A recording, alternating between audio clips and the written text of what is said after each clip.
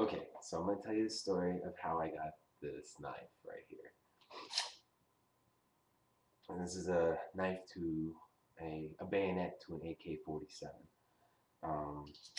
Okay, so when I was in Iraq, I was in from the invasion in 2003 with the United States Marine Corps.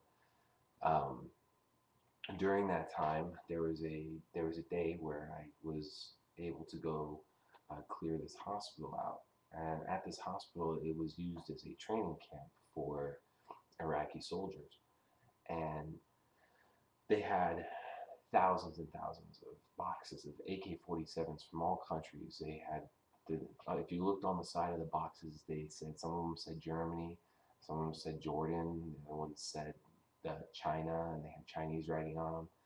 Pretty interesting. Inside each box, they had about 4 or 5 AK-47s, and each AK-47 had about 4 or 5 bayonets that would go on top of it. So the first day that the working party was there, clearing out all the weapons, I wasn't with them. They came back and they said, "Hey, there's this really good working party. We all got these knives. We got into this brand new AK-47s. There's this whole hospital. It's a really cool place."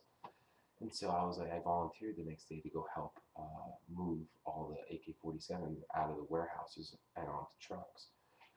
Well, of course, all the Marines that were there were looking for these knives because they all wanted little war trophy knives. And that was the reason I went, honestly, was to go get myself this knife right here. So we spend the whole day working, clearing out the hospital, and then spending the whole afternoon in 100-degree weather in mop suits to make it feel like about 120, clearing these weapons out of the warehouses. So by about 2, 3 in the afternoon, everyone was pretty tired and no one wanted to look for knives anymore because they were all gone. They had basically, I don't know how they got rid of all of them, but there was no knives left. I didn't give up though. I had hope. I had hope that there was going to be one left. And so there was one box, one row of boxes that no one had looked through yet, brand new boxes. And I just had a feeling about it. So I go through, I pull out a row, I dump it, I look through every box. No, no knife. I did that for a couple times, and there was one last row left. And I looked through all of the boxes on top, and there was one box left on the bottom. I lifted it up, I looked inside. At first it didn't look like there was any knife in there.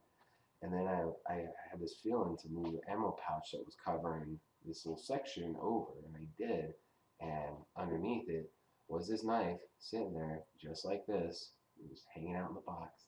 I pick the knife up, I hold it up over my head, I say, "Hey, look what I found."